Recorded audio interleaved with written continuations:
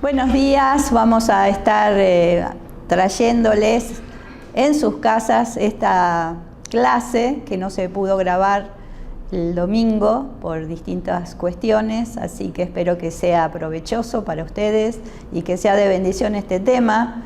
La clase pasada estuvimos hablando bastante, estuvo la clase de Marcelo Garibotti, hablando de los distintos deberes de las mujeres, de las esposas, y ahora toca este tema tan importante del deber de los esposos. Y dice el texto, vosotros maridos, semejantemente, habitad con ella según ciencia, dando honor a la mujer como a vaso más frágil y como a coherederas de la gracia de la vida, para que vuestras oraciones no sean impedidas, o como dice otra versión, para que no tengan estorbo. A pesar de la brevedad de este pasaje, que habla de los deberes de los esposos, este pasaje contiene mucho de la esencia de la ética cristiana. Es una ética que nunca coloca toda la responsabilidad ni toda la obligación sobre una sola persona. Habla de los deberes de los esclavos y habla también de la obligación de los amos.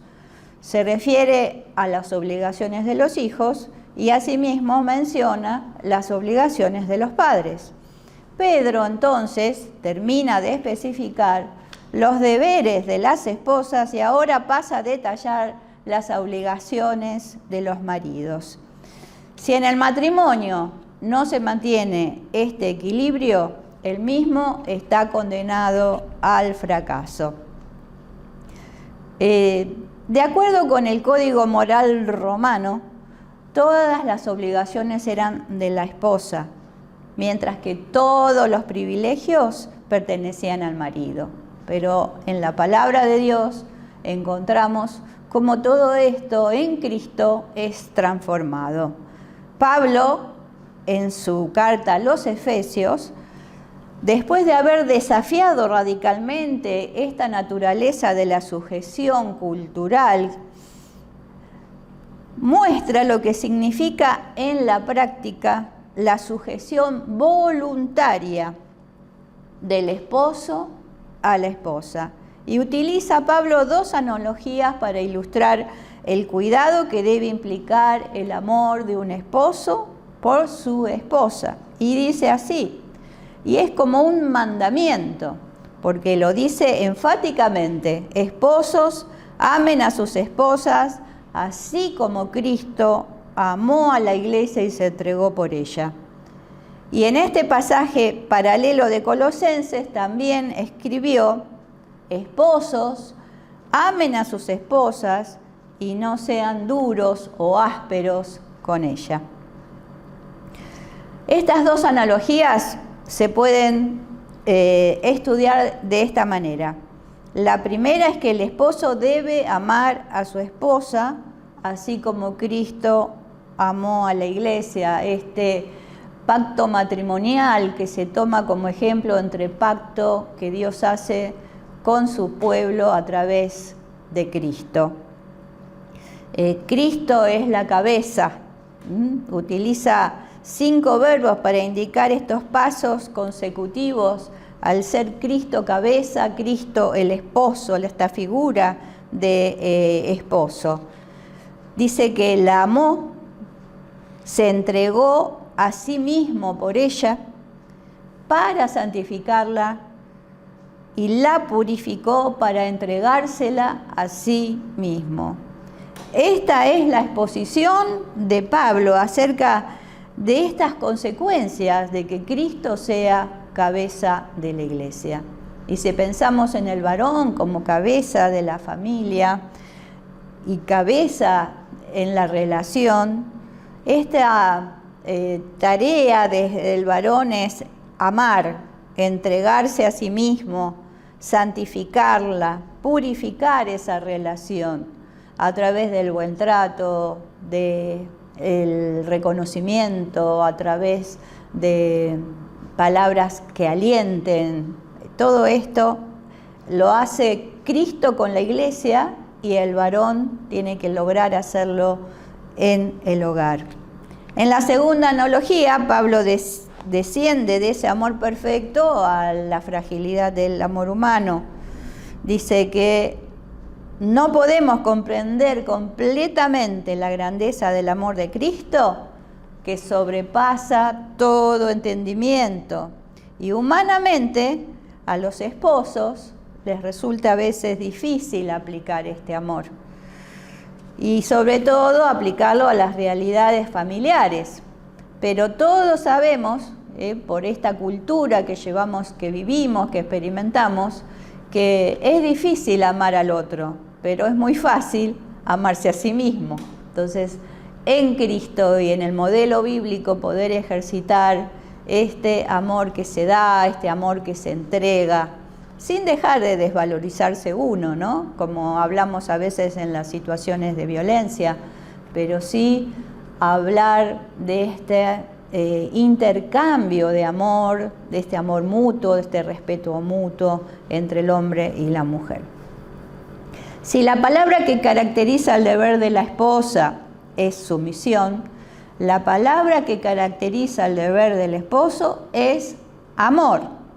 Si bien en el tiempo de Pablo los estoicos enseñaban a los esposos a amar, ellos utilizaban el verbo fileo, que es un amor que llegaba solamente hasta el amor familiar, relacional.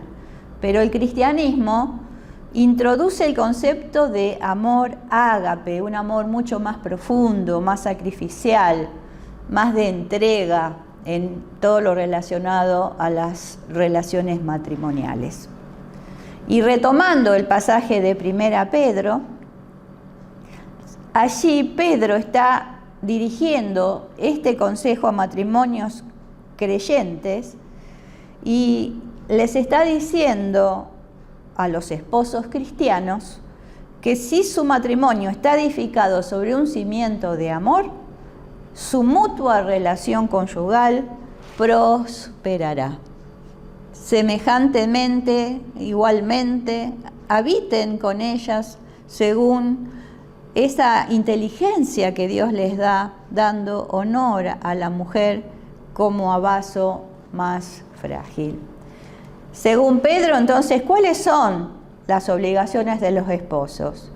Igualmente, se refiere otra vez a este deber de sumisión. Si bien la palabra no está puesta aquí, pero él viene hablando de relaciones mutuas en este espíritu de sumisión. Someteos unos a otros en el amor de Cristo.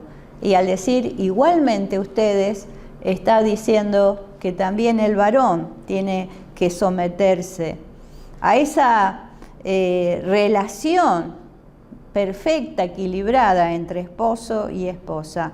Y los maridos obedecen ese deber al cumplir 3 responsabilidades básicas. Y esto es lo que vamos a estar viendo: consideración, respeto y compañerismo.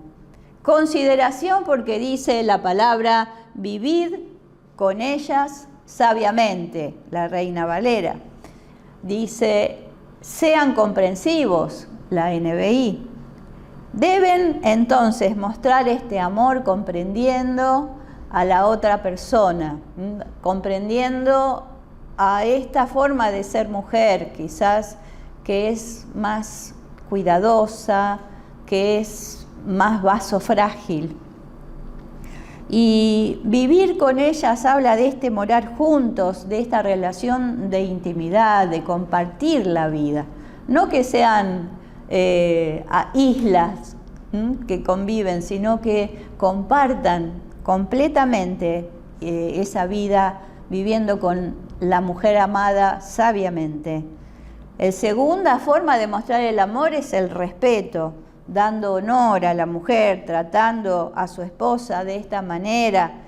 ¿Y cómo se puede demostrar el respeto? Y Pedro responde: honrándolas. ¿Y por qué? Porque esas son la parte más delicada de la pareja, son vaso frágil. Es más delicada, dice la NBI.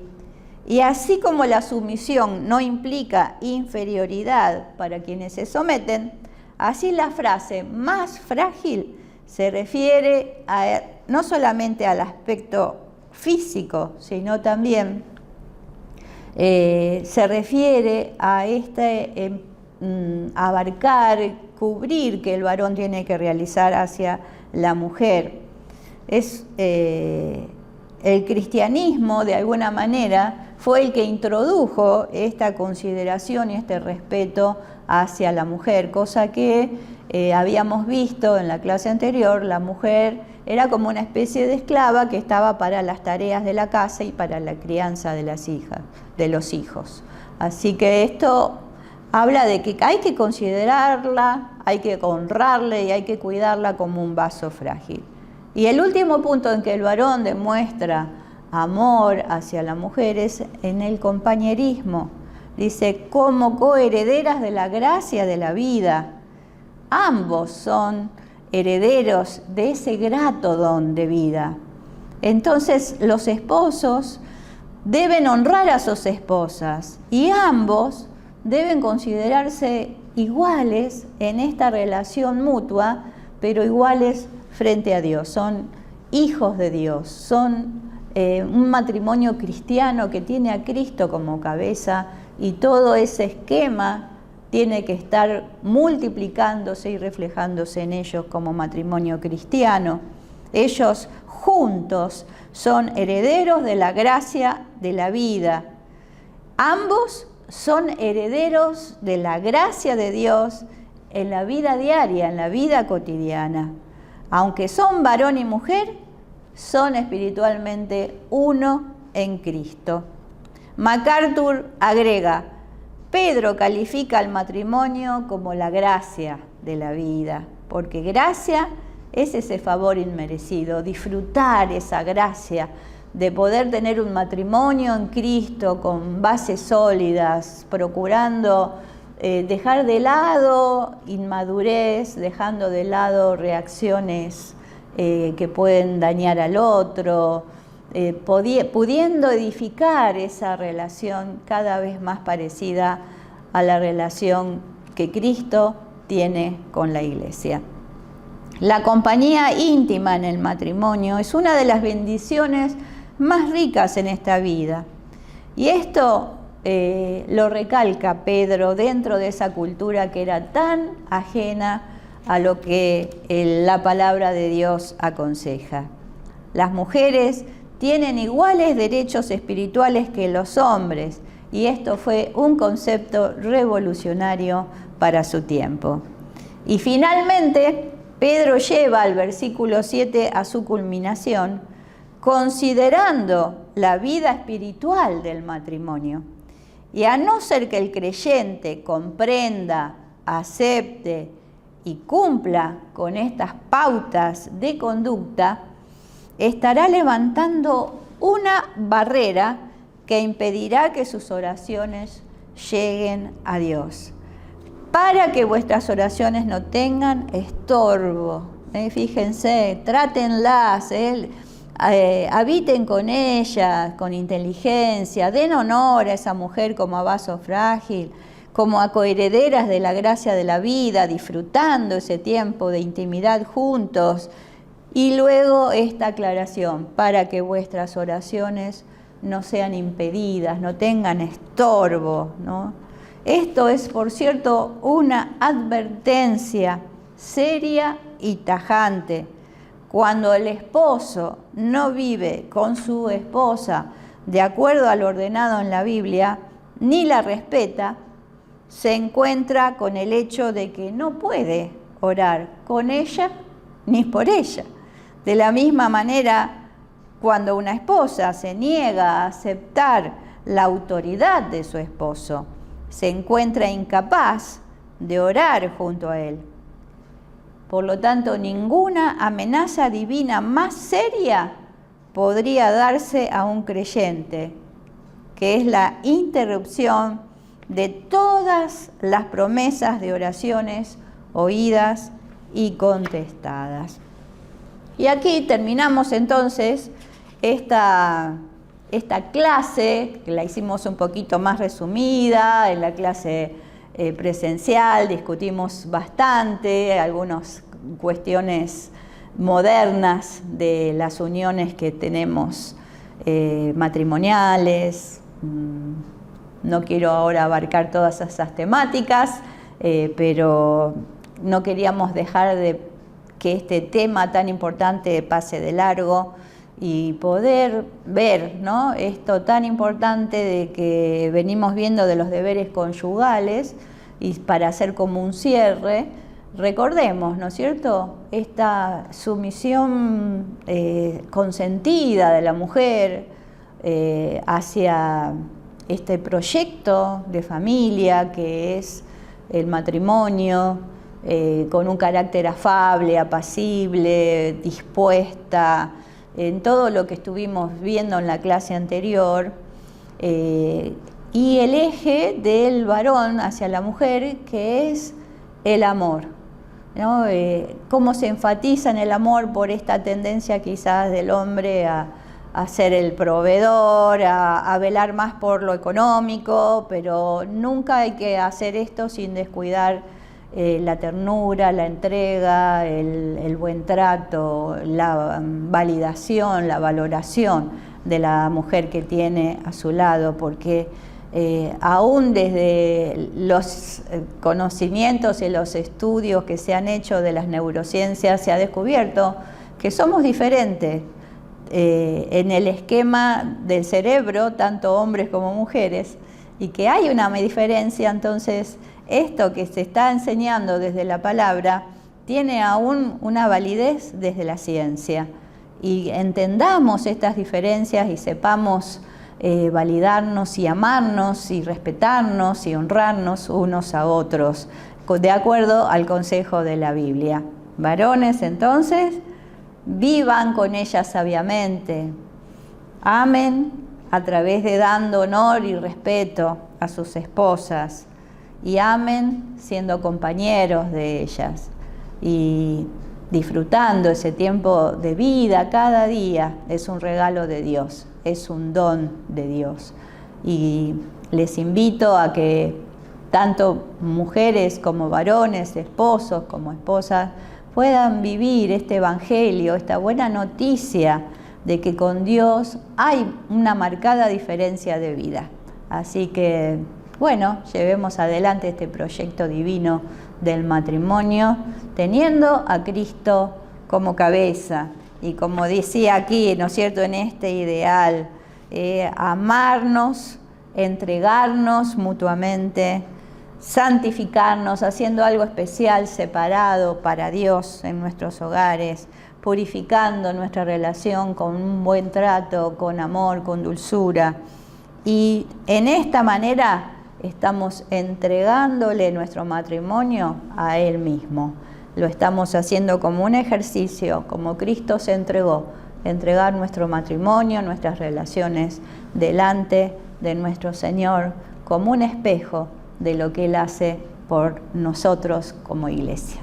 Dios les bendiga.